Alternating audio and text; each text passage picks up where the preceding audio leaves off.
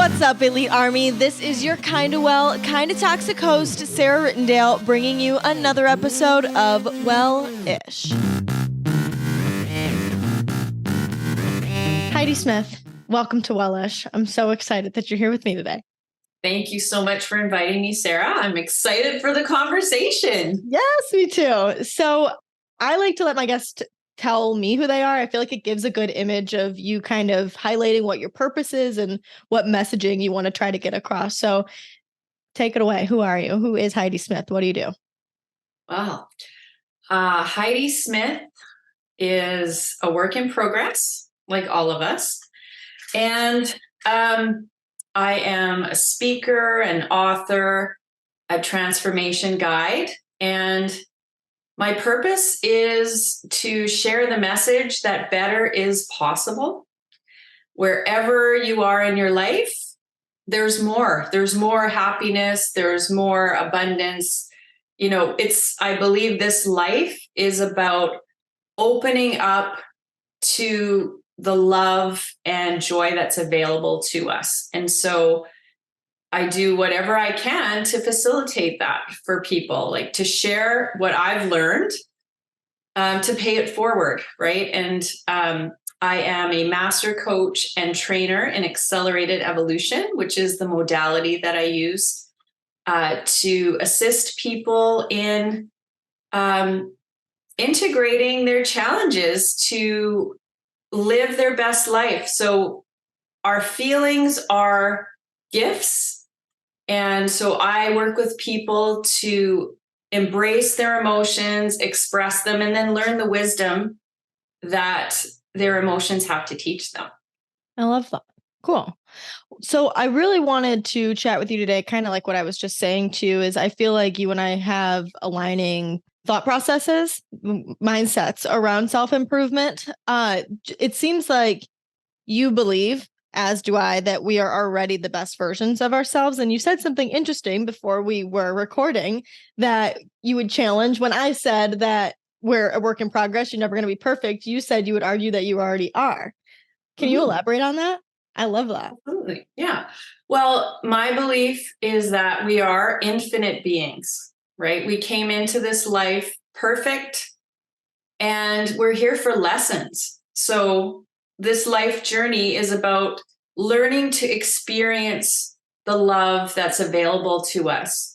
Mm-hmm. We come into the world as joy. We are joyful beings. That's our natural state.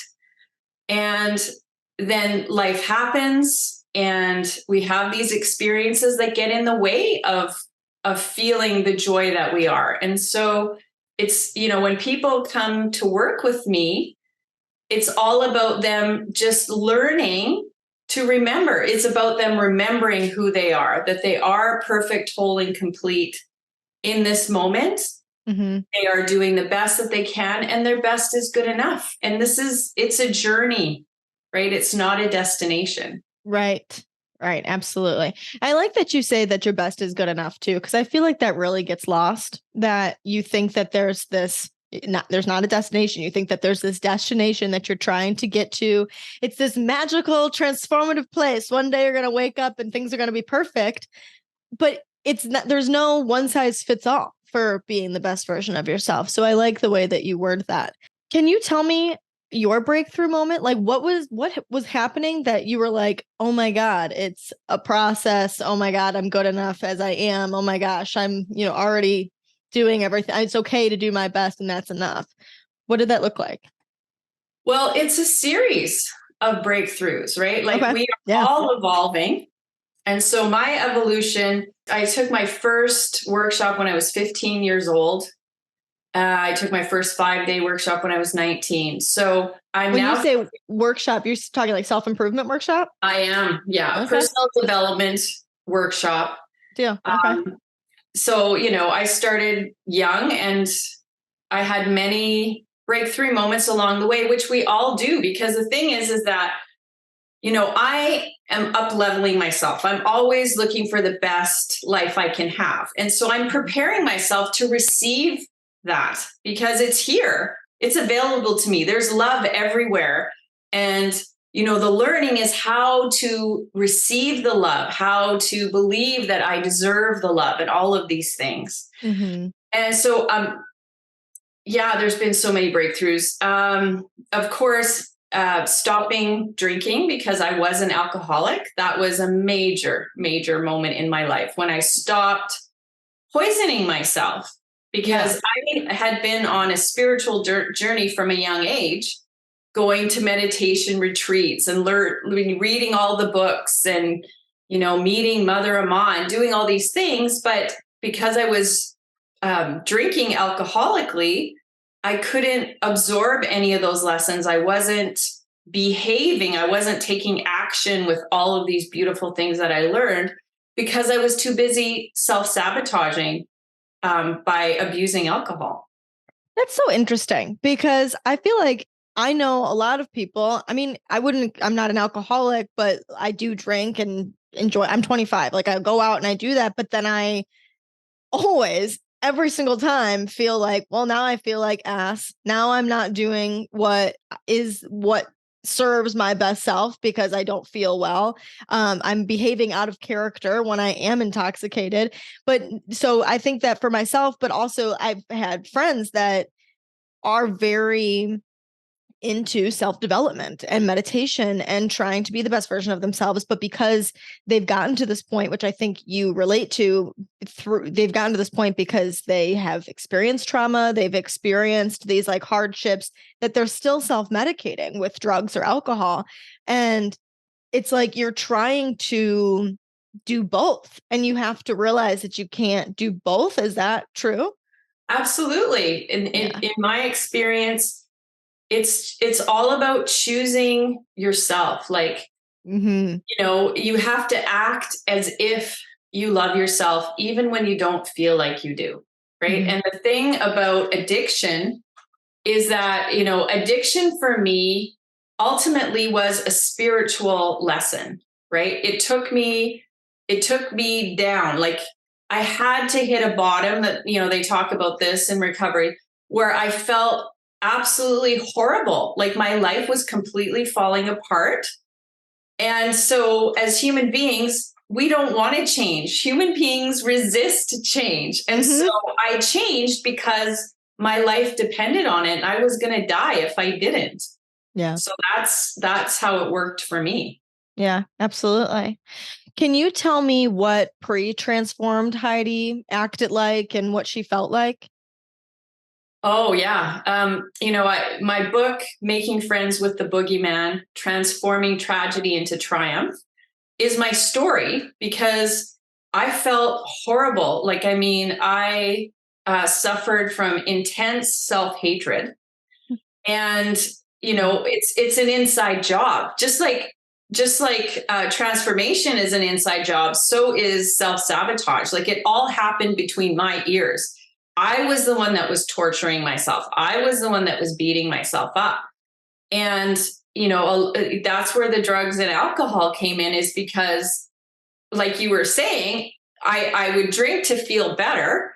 And then I'd wake up feeling worse because I was doing things I was ashamed of. Yeah, totally. I like remember specifically when I was taking drugs addictively, and I started stealing, and I was watching myself stealing, which is something I would never do. Like that, integrity is important to me. And I'm like, who is this person? Yes. Yeah.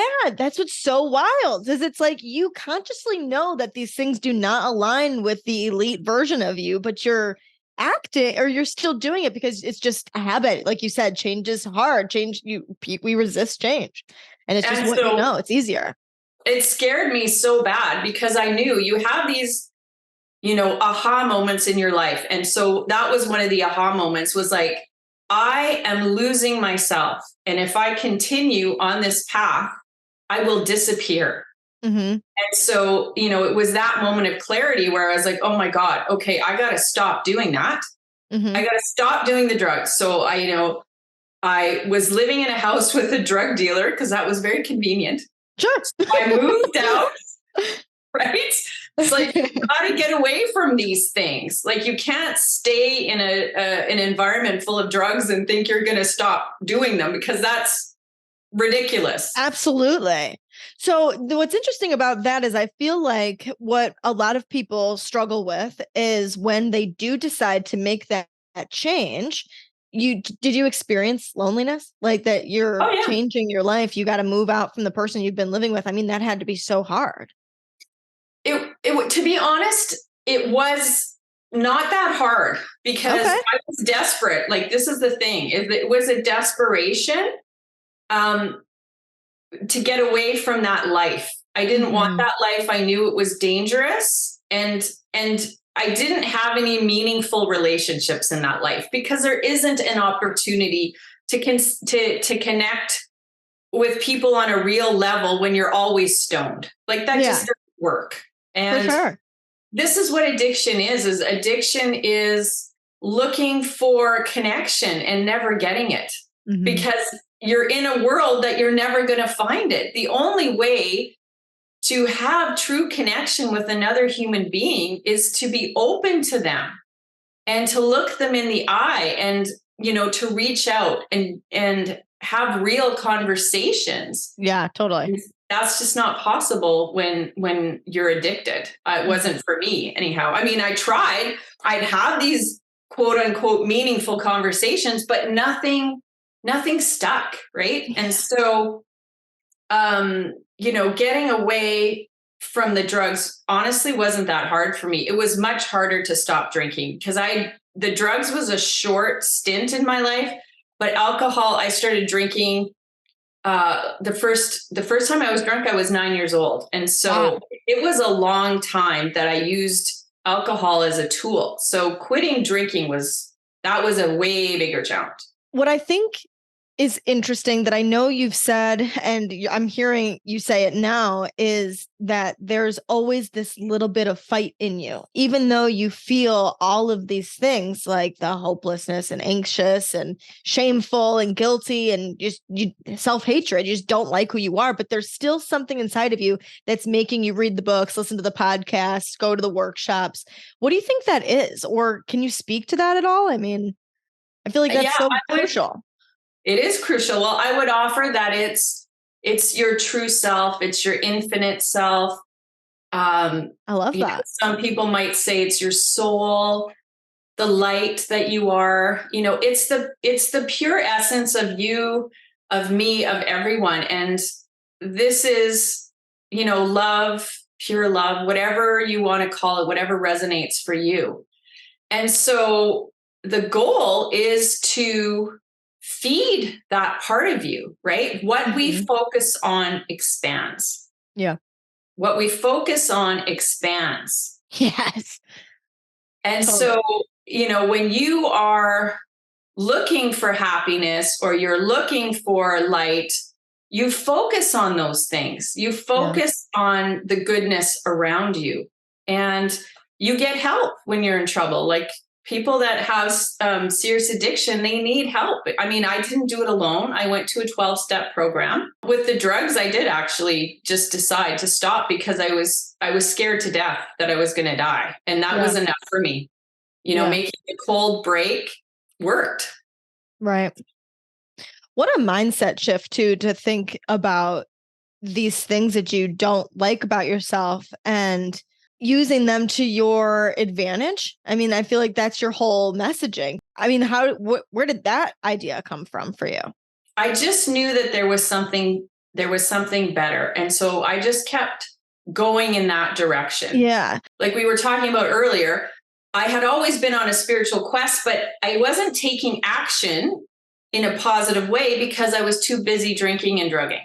So once I stopped doing that, then I could start living, I could start taking action, and I could start living in a positive manner. Like, the first step is to take care of yourself. I had to start taking care of myself, stop poisoning myself. And then once I stopped drinking, because I started at such a young age, I had to relearn everything, how to take care of me, how to say no, how to, look after my needs, like look after my physical needs, what to eat, getting enough sleep, getting enough exercise, paying attention to the people that I was around, being with people that I admired, people that were positive, that treated me well, right? Like I deserve to be treated well. And so I was treating everybody else well, but I wasn't always getting that in return. And just noticing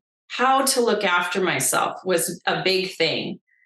And there's a very strong connection between our physical well-being and our mental well-being, because when we are not physically well, then our mind is so vulnerable to the negative thinking and the negative actions, right? Mm-hmm. I don't know why that was not common sense. Like, I feel like it's not common sense for a lot of people. And when I realized that, it was like, oh, like, no shit. If I eat whole foods, I drink water, I move my body, I physically take care of myself, try to make connections with other people, my brain would work better and I won't feel so anxious all the time. It's crazy to think about it. And I think it's crazy how such simple things make a difference. I remember one time I was, I'm working so hard all the time to be the best version of myself and live this wonderful life and all of these things I need to achieve. And if I don't achieve all of these great, wonderful things, then I'm not going to be fulfilled. And then I was moving to a new place and I was thinking about where I wanted to live. And I always found the cheapest apartment. And so that always meant it wasn't a very nice place. And even though I could afford something a little more, it was like I prioritized other things over that. And like the car I drive is, again, I'm going the cheapest route and it's a tiny little Chevy Spark. Like, it's not very comfortable. It doesn't work for road trips. And it's like, there's these simple things that I could do to upgrade my life instead of thinking that it's got to be some like monstrous, huge, radical change that you have to make. And I don't know, it just like, it makes such a difference to realize that, oh yeah, like if I just wash my face every morning because that makes me feel good, that's one way to upgrade my life. It doesn't have to be like catastrophic. Exactly. And like little things, it's all about doing things consistently, right? So you choose something to do, meditating first thing in the morning. And meditating doesn't have to be a major undertaking. It can be 5 minutes. It can be 5 minutes to spend time with you and getting into this practice of prioritizing your self-care. It opens you up, right? Like, I'm involved with an app and it's called Live Aligned.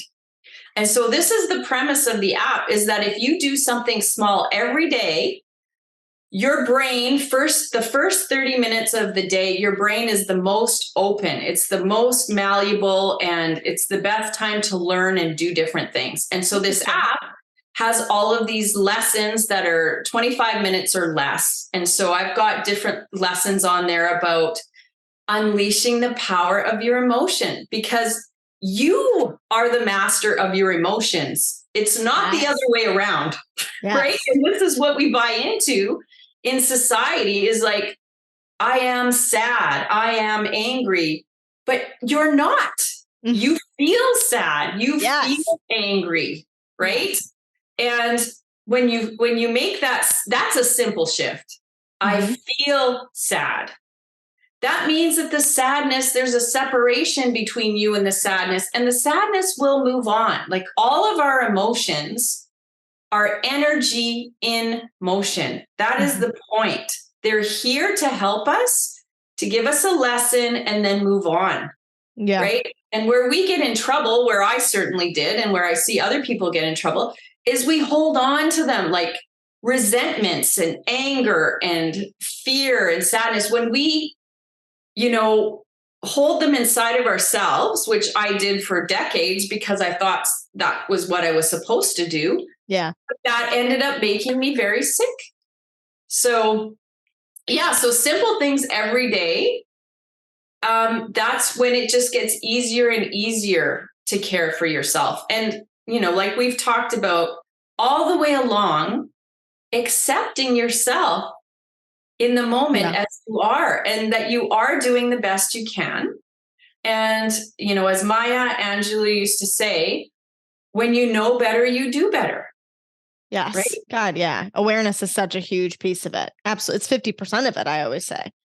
Yeah, Yeah. totally. And, I'm not the person I was at 25, at 35, at 45, but that's because I've done so many different things in between that time. But when I look back at those versions of myself, I've learned to love those versions of myself because they did the best they could in the moment, right? Yeah. We can only do what we know at the time. And it's not fair to look back and go, well, that stupid bitch, look at what she did. That's just Yes. unreasonable. You wouldn't do that to your friends. So why do we do it to ourselves? Totally. So is that how you would say you aren't your past, like that you would connect you that way, that you're no longer your past? Like, I feel like sometimes you feel, or at least I will feel guilty about things like that. Like how you were just explaining, like that stupid bitch, how could she behave like that? That's so embarrassing. How could I let that happen to me? And then you get so wrapped up in that. And I also think it makes it hard to evolve because you feel like, well, I'm already this person. Like I'm already the person that people pleases. I'm already the person that's the nice girl that's, that doesn't stand up for herself. And everybody already knows that they can just treat me like that. And it would be insane for me to come over to the group and start standing up for myself all of a sudden. That seems embarrassing or strange or out of character. Is that essentially what that is? When we're looking at evolving, it's about integrating everything that's happened to us. So all of these versions of myself have made me who I am today. I would not be this woman if I hadn't had all of those experiences and all of those lessons. All right. And I mean, I've done a lot of exploration into the past to look at what happened, to express the emotions around it, and then to accept it, and learn from it. Yeah. Right. So, the guilt is going to the guilt will be there until it's expressed. That's the way it is. So, the work I do now as a transformation guide is I support people in going and exploring these things that are holding them back so that they can express it and learn from it and move forward. Yeah, absolutely. So you can't ignore your past. That doesn't work. I drank to ignore my past. I did drugs. That was it was a failure. That was an epic fail. I was miserable and I didn't want that life. Yeah. So it's doing things differently and getting support to do it because we're not supposed to do everything alone. That's not the way that, in my experience, connection is the most important thing to me. And all of my greatest lessons I've learned from coaches, from mentors, from friends. It's like, if I knew this stuff, I would be doing it. It's like other people turn me on to things and then now I know it. And so I turn other people on to it. Absolutely. Which comes back to that statement that you made about how you can only do as best as you can do. And that's good enough. How would you hold yourself to a standard of something you don't even know? I think something that comes into play there, though, is that feeling of like, when you do know what you could do, and there's this knowledge to skill gap that you feel like, oh, I know that I'm not supposed to be doing it, but like you don't have it's almost like the skill, I don't know, the strength to start taking those things over. Do you know what I'm talking about? Oh, yeah, absolutely. Well, we keep doing things until they don't, we can't stand it anymore. And this is the change thing. And in my book, there's a beautiful poem about this woman. And I walk down the street. There's a hole in the street. I fall in. I get up. The next day, I walk down the street. I know there's a hole there in the street. I still fall in. The next day, I walk down the street. I see the hole. I bypass it. And then the next day I go down a different street. Like it takes what it takes for us to learn the lesson. This is where the, acceptance comes in. Is like, okay, what do you want? And if you keep doing things that are destructive and you're not able to do it by yourself, you get help. That is what you do. You ask for help. And that is the most precious gift that you can give to yourself. And when you ask someone else for help, it's also a gift for them. So this whole idea of like, oh, it's too much trouble, blah, blah, blah. Just, let go of that and let the other person decide whether or not it's too much trouble. I love that. Absolutely. I think that about people pleasing a lot, like that you're doing a disservice to people because you're not telling them your true emotions. It's up to them to decide what they want to put up with and what they don't want to put up with. And if they don't tell you that, that's not your problem. That's their problem. It is. And you have to, like, I remember when I started long before I was a coach, but I mean, I was in recovery. And so the 12 steps you're learning all the time, right? How to be in the world. And the thing about boundaries is I need not only I needed to teach myself how to have boundaries, and I needed to teach the people in my life.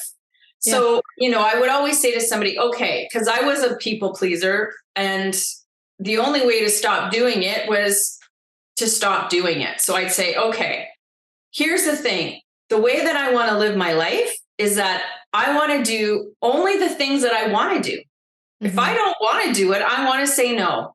Yeah. And I want people to accept my no and respect my no.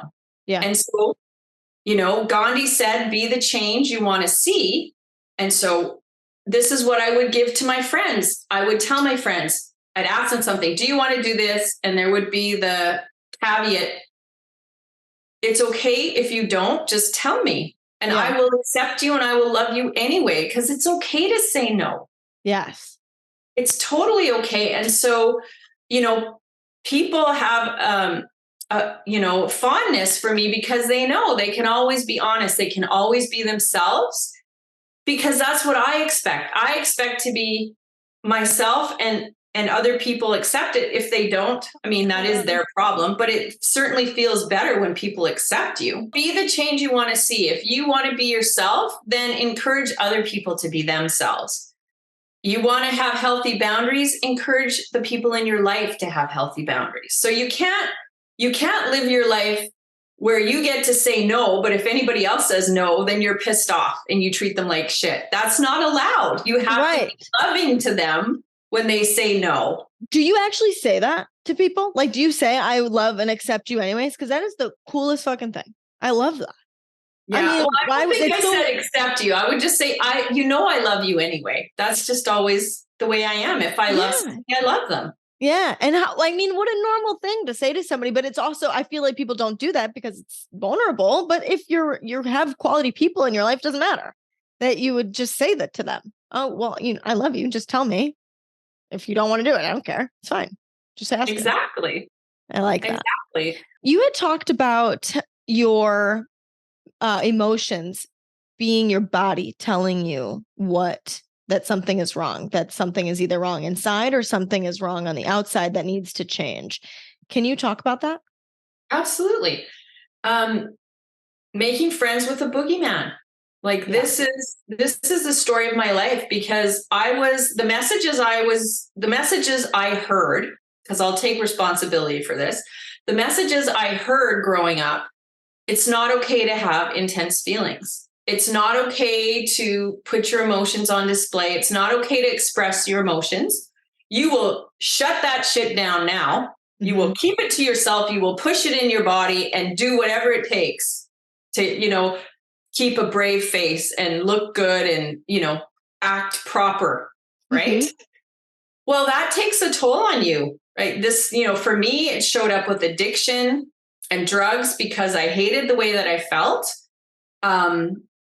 I hated myself and all of those things, and I wasn't expressing any of it. So it like, for me, it's physical pain. Like I can feel in my body, one of the biggest issues of my life growing up, I talk about in the book. And that was just pain in my chest all the time. And then when I started exploring what's going on in there with the support of a very talented, gifted couple of coaches, which I talk about in the book, It's like I went into the darkness and I experienced the fear and the anger that was in there.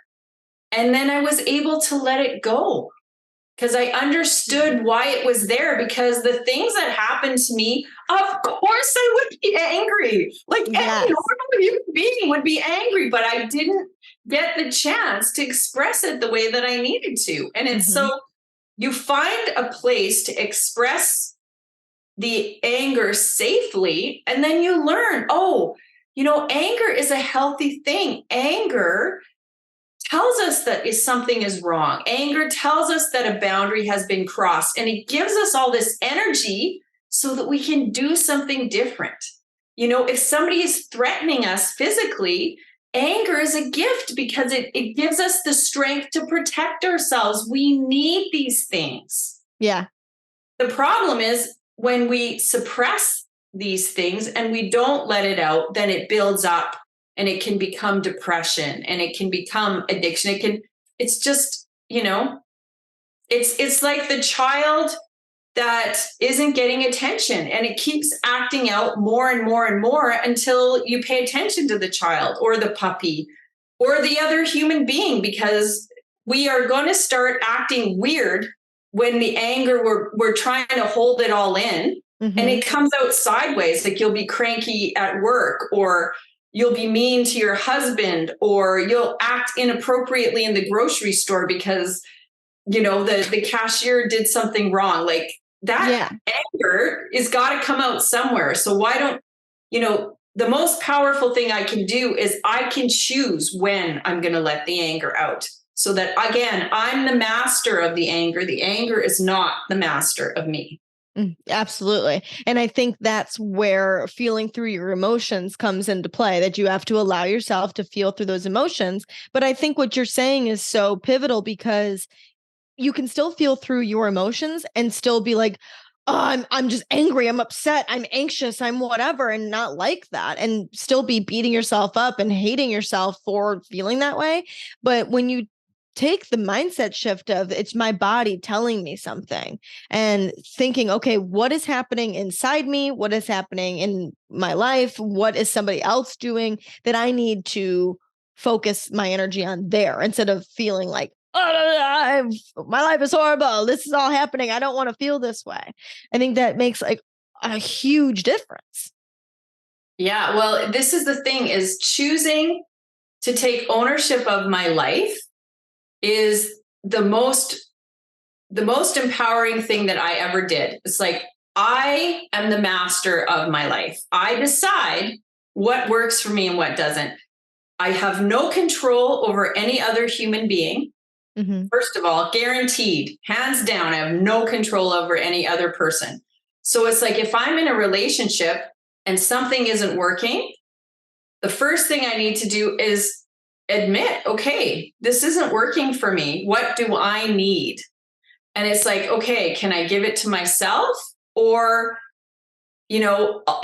asking the other person to be honest with someone. Like, and I talk about this in my book as well, is like, not every relationship is meant to last. So I'm in a relationship, whether it's a friendship, a work colleague, my husband, I'm in a relationship, something's going on that isn't working for me. Okay, it's going to be uncomfortable to have that conversation with another human being. Is this relationship worth that discomfort? Yeah. I have to decide for myself. And if it is, then I go in, I take ownership for what's happening with me. And I say, I've noticed this is happening and I feel sad when this happens. What I would like is if we could do this. Tell me what you're thinking, right? So like there's going to be an exchange, and that other person is either going to say, screw you, I'm not going to do that. Or they'll say, okay, well, I respect you and I'm sorry to hear that, but I can't do whatever it is that you want me to do, etc. So then, you've explored it in the relationship. You'll negotiate, right, for your needs to be met. And part of that means that I take responsibility for my needs. I need to look after myself. This is why my husband and I have been together for 16 years, because I'm willing to take responsibility for how I feel. I don't blame him for anything. If something comes up, I will explore it with him, but it's not his fault. My feelings are my feelings, and I get to decide what I'm going to do with them. And if he's not able to help me out, like a typical thing, I don't drive. So my husband and I have an agreement. I will ask him for a ride and he can say yes or no. And like we talked about earlier, when he says no, I respect his no and I love him anyway. I don't treat him like, I don't start acting pissy because he said no to me. I don't tell him to go and sleep on the couch because he didn't do what I wanted. I asked, he said no. Okay, what are the other ways that I can get where I'm going? I can take a bus. I can take a cab. I can ask someone else for a ride. I can walk. There's Uber. There's a million ways for me to look after myself when I start looking for the ways to look after myself. Absolutely.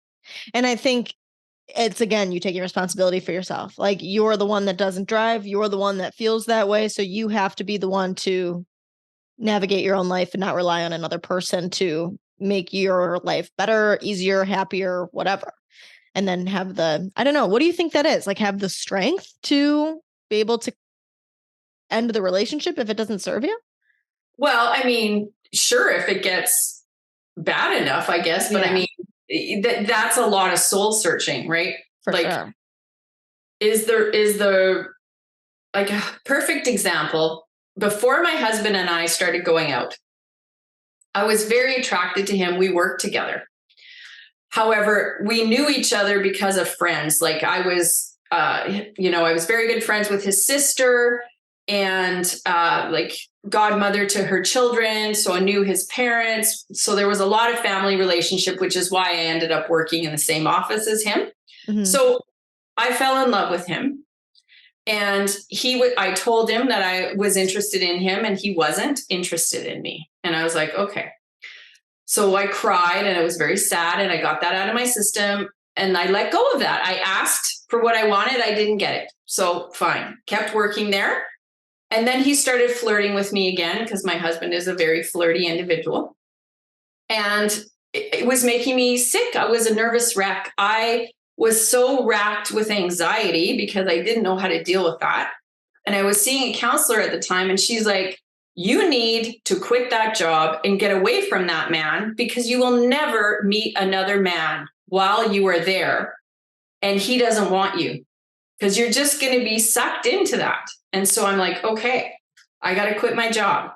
So I remember that moment, when I made the decision, I'm going to call him, I'm going to tell him I quit my job.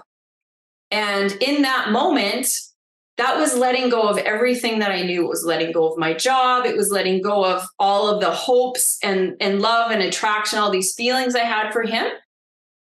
But inside, I knew that there would be someone else. And that's what gave me the strength, is that I truly believed, like it's not even a belief. I knew in my body, in my being, that there was someone else for me. If it wasn't him, there was someone else, because I deserve to have a man, a partner who loves and adores me and treats me well. And if it's not him, it'll be somebody else. And this is feng shui. You get the stuff out of the way and then new stuff comes in, right? Mm-hmm. Yeah. So I called, I quit. He was shocked.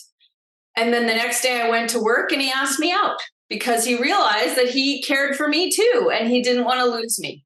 And so here we are, That's awesome. Yeah. And I talk about all that in the book too. Do you? Okay. I haven't gotten to there yet. That's awesome. I feel like, I don't know, it's interesting because you know that there is that better part of you, but I'm assuming that's not something, or that there would be somebody better out there for you, but I'm assuming that's not something that you've always carried. Like, I think that I've been in relationships that I've been cheated on and stuff. And recently my boyfriend went on a trip for work, and I had people being like, oh, are you worried that he's going to do anything? And it was like, no, because not even talking about trusting him, but I know that I've already been through that. And I know that I know that I will be okay, that I know I'm a better person because of what I've been through, and that I will be all right. If that happens again, it'll suck. My life will change. I'll have to move. I'll have to change my whole life, but I mean, life goes on. Do you think that that was the kind of the similar thing for you, that it was like, obviously I didn't always feel that way? Yeah. Well, again, this is like, you feel that way until you don't. And, Yeah. Yeah. like I had in that specific instance, I was just so miserable and I didn't want to be that miserable anymore. So it's like, okay, well, I need to do something differently. Like you've talked about on your podcast. If you want something different, do something different. You cannot do the same thing over and over and expect a different result. That is insanity. The definition of insanity, Albert Einstein. Yeah, absolutely. So thinking then about this, making it to this like transformative space, how do you feel when I say to you, one day I'll be happy? I would invite you to make that today and start, this moment, like happiness, no matter how miserable my experience, okay, no matter how miserable I am, there is always a point in my day where something good happens. Okay. So, perfect example. I was thinking about this before this podcast. One of the saddest occasions of my life was my mother's funeral. Mm. So I was devastated. We go to the internment where we're putting her ashes to rest, and we're playing music because my mom loved music. She loved to dance. She was a singer. And so we're listening to this music, and I'm at a funeral, but I'm overcome with this happiness because my mom loved to dance and she was such a joyful being. And so here I am in front of a lot of people I don't know. And I started dancing through the crowd, just going on this emotion of my mom being such a joyous human being. And there was all of these people there that knew my mom from a young age, from when she first came to Canada. And I didn't know them, but they knew my mom. So they knew who she was and what she was like. So I was dancing around and having a wonderful time. And then the sadness came in and I started bawling my eyes out because, of course, she's gone. And I was devastated. And I bawled and I was shaking. And my dad wanted me to be quiet because it was embarrassing how much sound I was making. But anybody that has felt grief knows it's unbearable and you got to let it out of your body. Yeah. So you can have, extreme sadness and extreme joy in the same day. Like they're all there. And, the simplest thing to offer is to be here in this moment, and be open to whatever's in front of you. And trusting that it'll always ebb and flow, that you're going to be happy and that's going to go away. And then you're going to be sad again. And then you're going to be angry and then you're going to be embarrassed and then you're going to be guilty. And it's just always, you have to trust that the good feelings will come back again. Absolutely. And is that intentionally choosing joy? I would say so. Like, okay. Like when we talked about, like I say to people say, what do you do? And I say, I help people make room for joy. And what that means is getting anything that isn't joy out of the way. So like, you've got resentments with family members, we get rid of that. There's more joy that comes up. There's grief because that you never dealt with over divorce or someone passing. We address that and move it out of the way. Experience it, express it, and learn from it. All of these things. Yeah. So that you are always perfect. You are always perfect, whole, and complete because, this infinite part of yourself never changes. So wherever you go in your life, this part of you is there. Like it's there with me now. It'll be there with me when I'm 90. That's who I was when I was 4 years old. That beautiful light, that love, it's always in me wherever I go. Yeah, absolutely. So we know that it's a healing process. It's a journey, but I feel like sometimes it can feel like there's that sudden shift in your mind? Do you feel like it is? I mean, I feel like I know what you're going to say, but do you feel like it is more of a process, or do you think that there is a shift that happens that you transform into this healed, for lack of a better word, or like this best version of yourself? It's continual choices. You're going to have like well, my experience is I've had epic moments, like when I quit drinking. That was, that was life changing. I had no idea how different my life was going to be. And I couldn't know in that moment, because the only way to handle addiction that I'm aware of is like 1 minute at a time, 1 hour, 1 day at a time. That's all I can do, because I don't know what's going to happen tomorrow. So this is like being in the present moment, and having these epic shifts where, when I was able to release the last anger about, childhood intense experiences, I remember that moment. And I just remember how much more space there was in my body because I wasn't holding on to all of that shit. And it's a process. It is a process, and it's different for everyone. I would say the most important thing is to believe that it's possible. Because when I believed that it was possible, that is when things changed. When I believed it was possible. If I think of that's impossible, I can't do it. Doesn't matter what I do. Nothing's going to shift. I have to believe it's possible. And it's like, even though there's no evidence sometimes for things, it's like, I still choose to believe because that feels better. Like what feels good in your body. Right.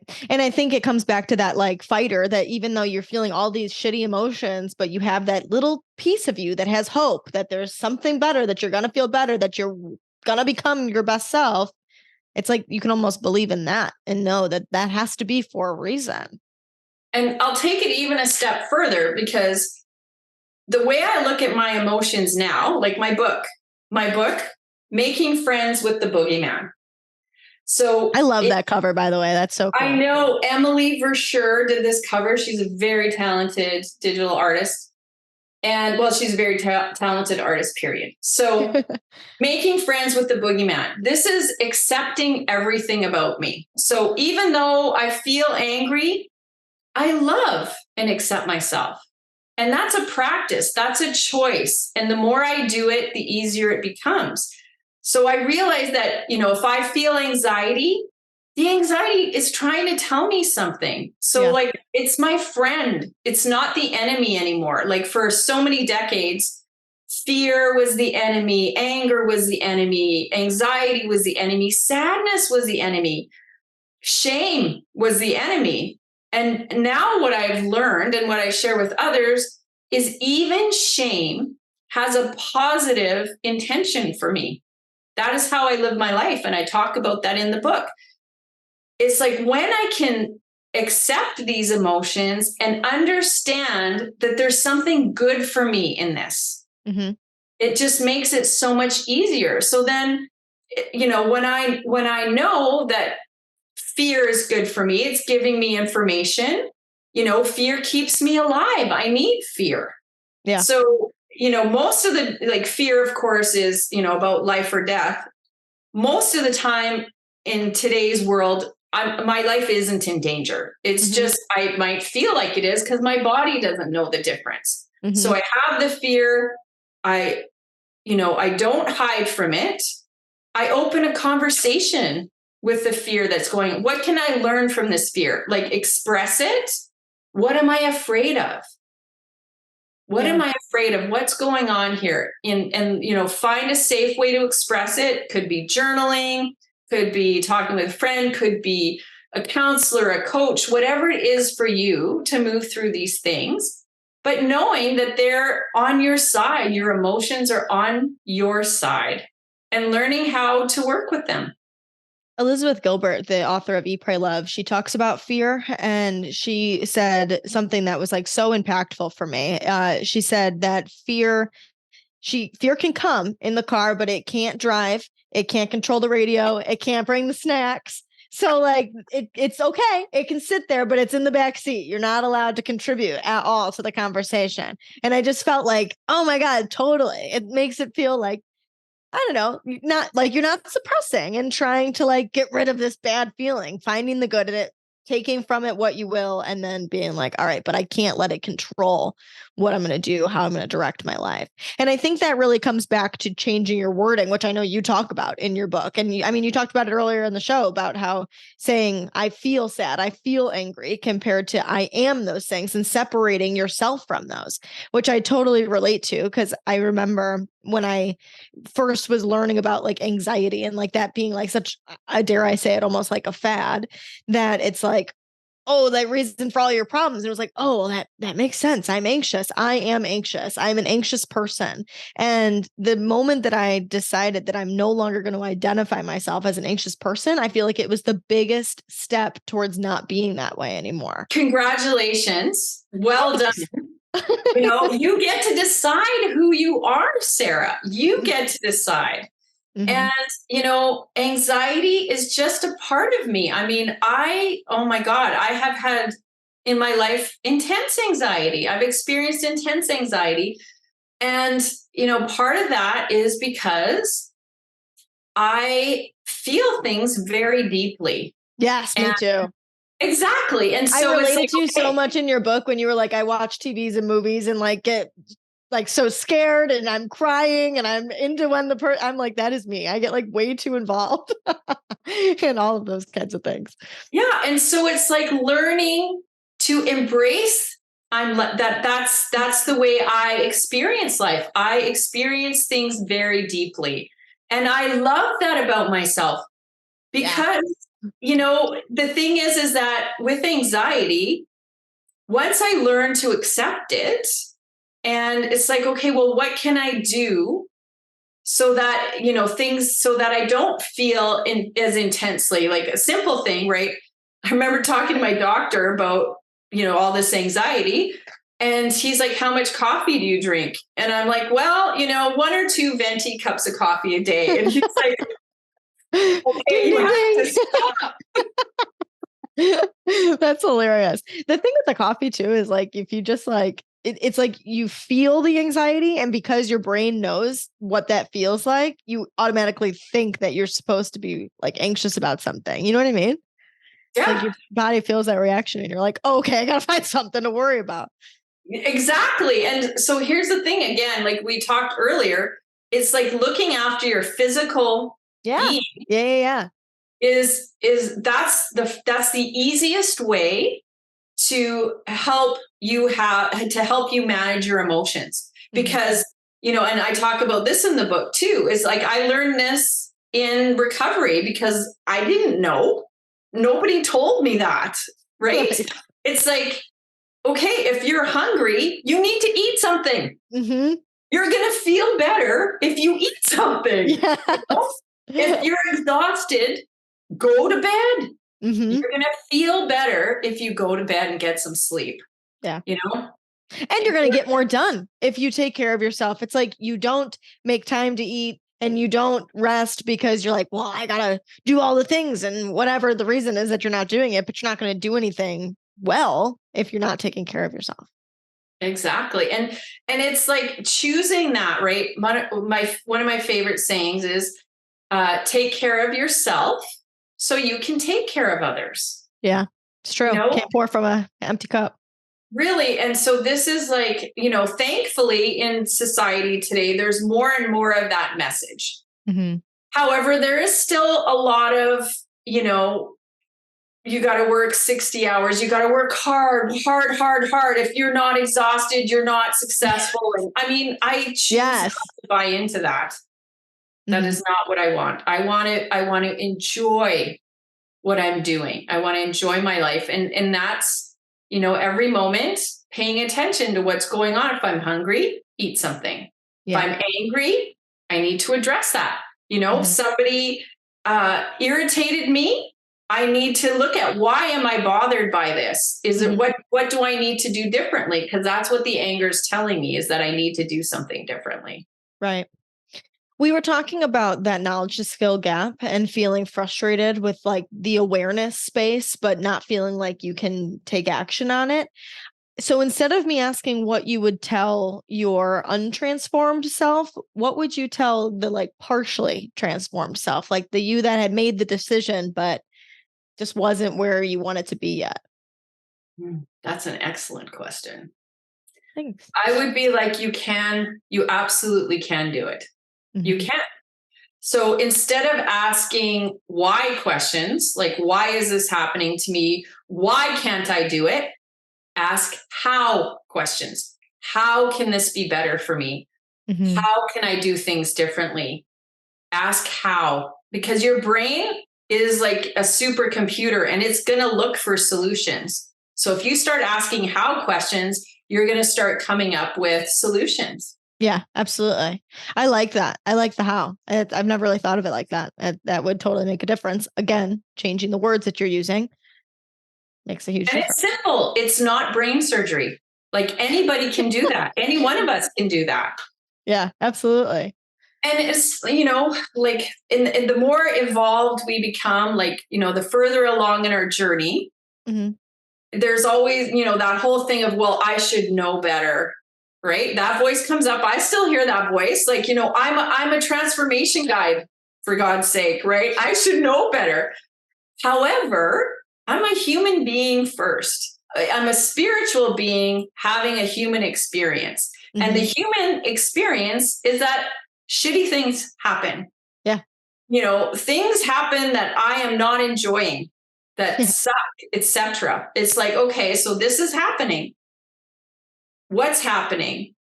What's not working? What's the advantage in this situation? Because, that is what I choose. I choose that life is wonderful, that life is beautiful. That is one of my core beliefs, that I choose every day to believe that life is beautiful. And, I went on this spiritual retreat when I got that download, and I was able to look at my life and all of the horrid things that I've experienced, like the intense experiences from my childhood, all of the suffering, all of the addiction, all of the pain that had happened in the past. And I could see the beauty in all of it because it shaped me into who I am today. And so I'm grateful for those things. Totally.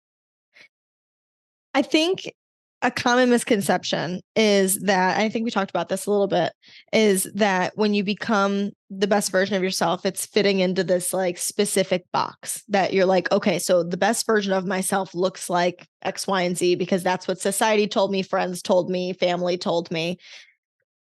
I'm trying to highlight that you are your own best version of yourself. Like it's up to you to decide what the best version of yourself is.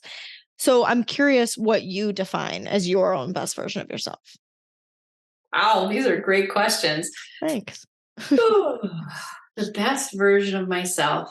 Yeah, the best version of myself is, love and kindness and openness, honesty.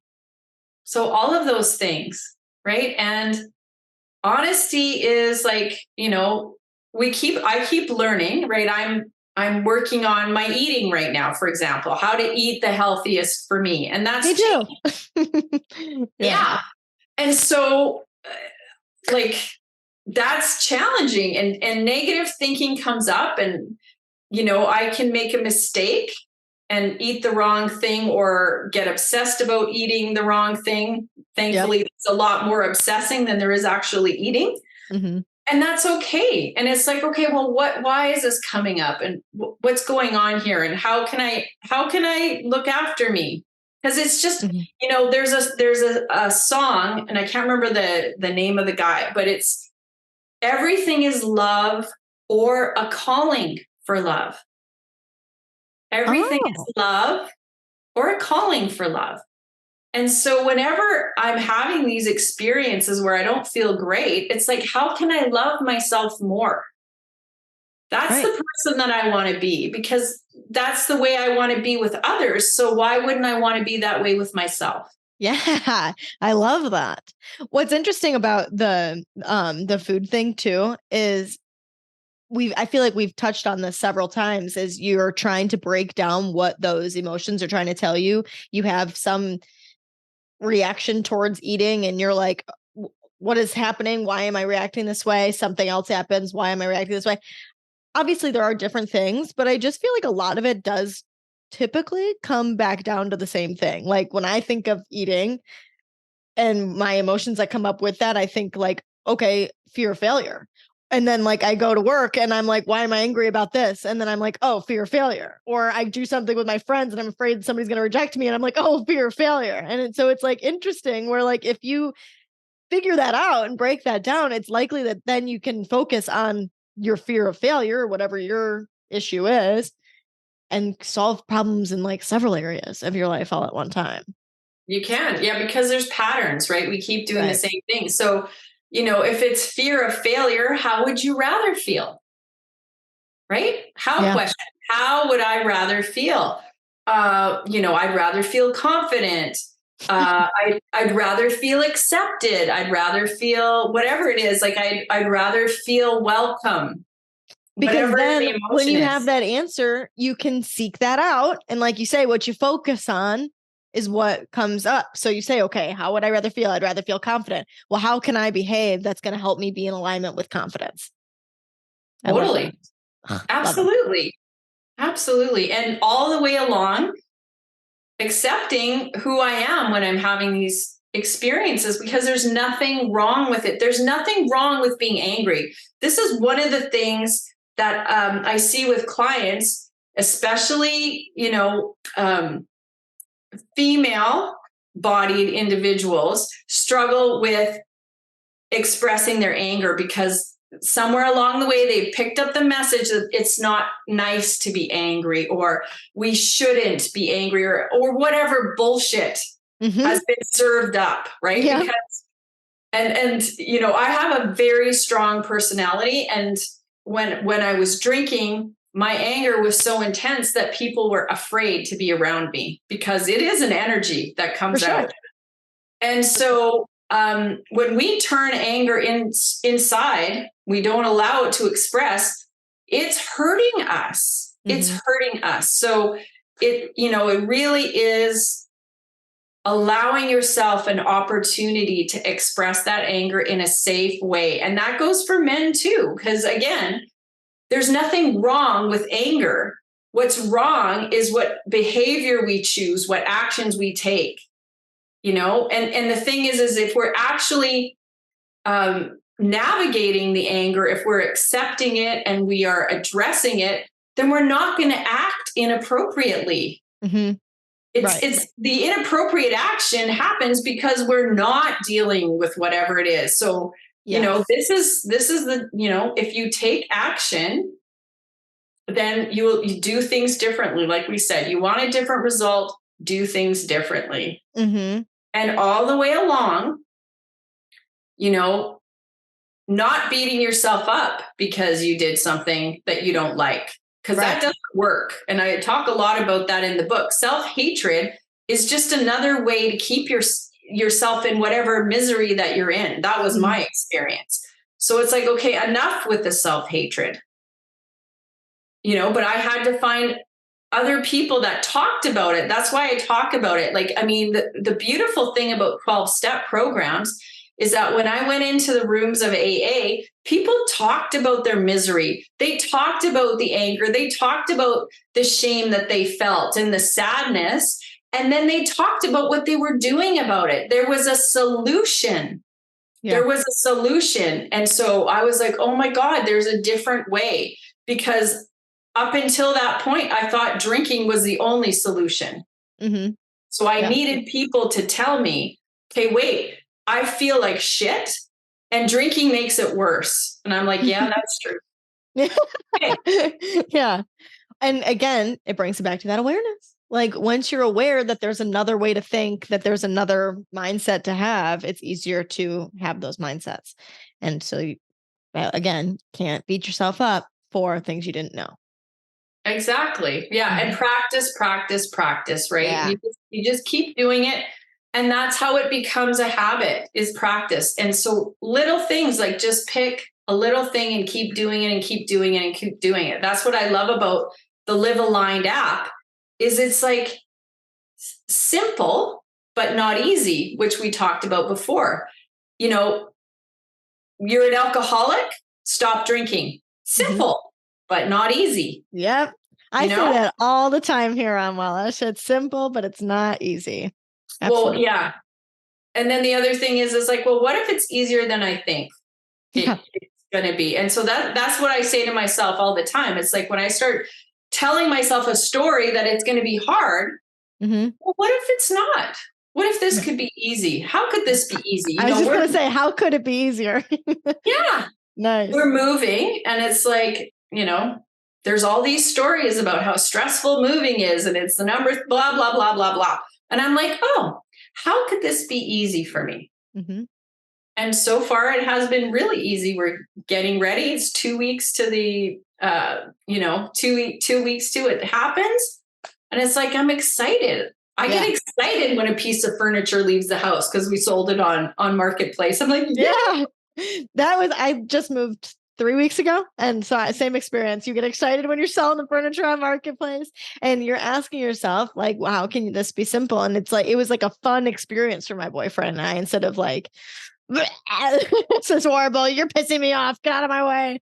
Yeah, totally. Exactly. It's like, okay, going through these boxes that I've been carrying around my whole life. I've got this box from my childhood. It's full of magazines and bubblegum cards and all these things I don't need.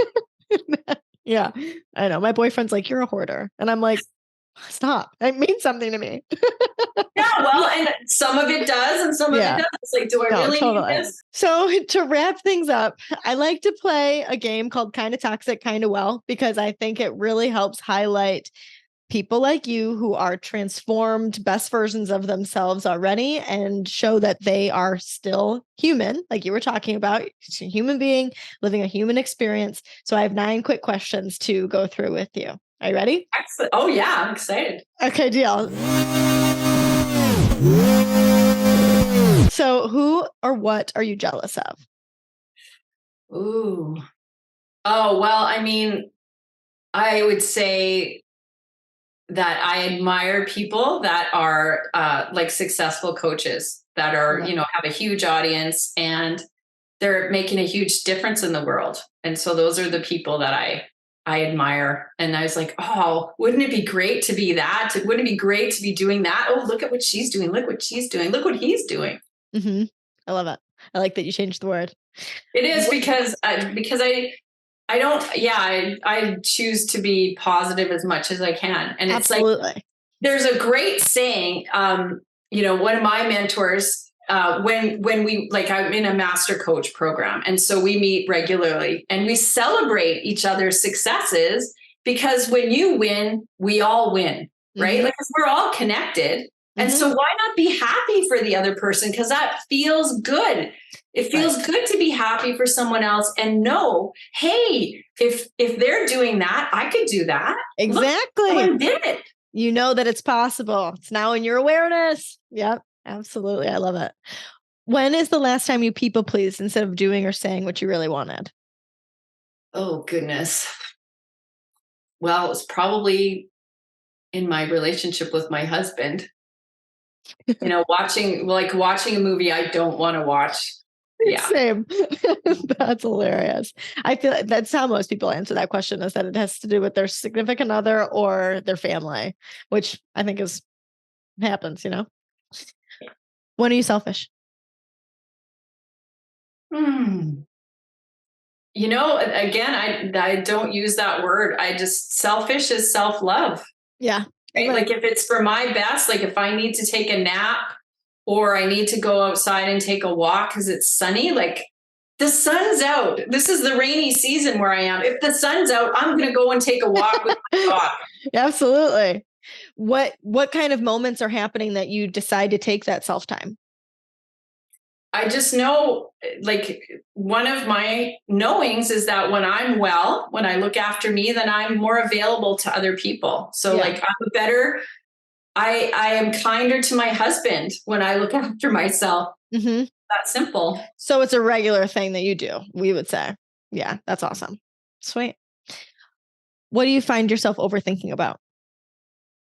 God, what don't I find myself overthinking about? That is definitely, yeah, my biggest work in progress is like, okay, enough thinking about that. This is why I journal every morning, is to get it out of my head, and then move on and make a decision. My business, probably overthinking about my business, overthinking about my relationship.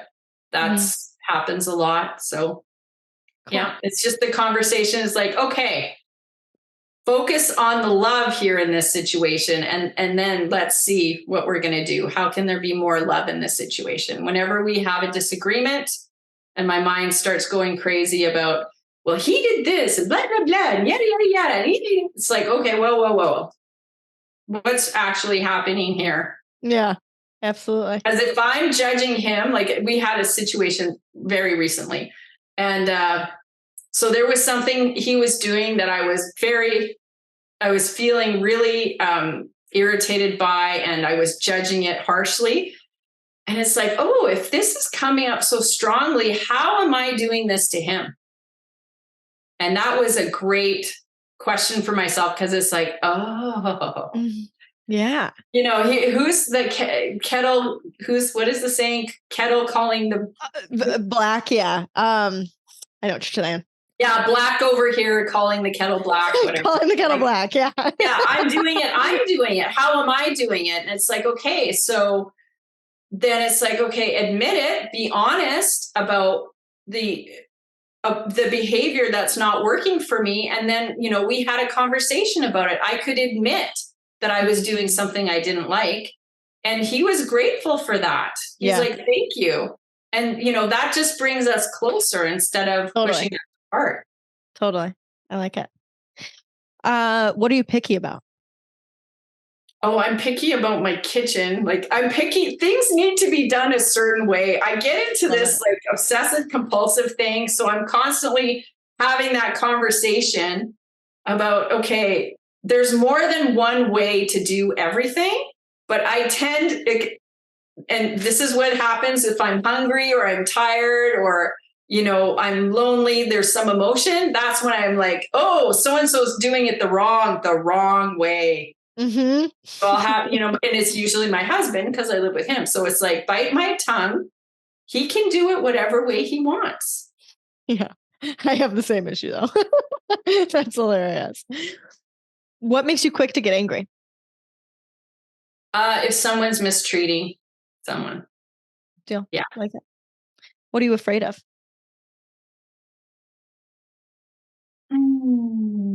Well, the first thing that came up is I'm afraid of not being heard. That's a good one. Yeah, that's a lifelong thing, because I wasn't for a long time. Right. Interesting. I like that one. I don't think I've heard that one yet. It's powerful. I like it. Because again, now that you know, you can build on it. What do you not have empathy for?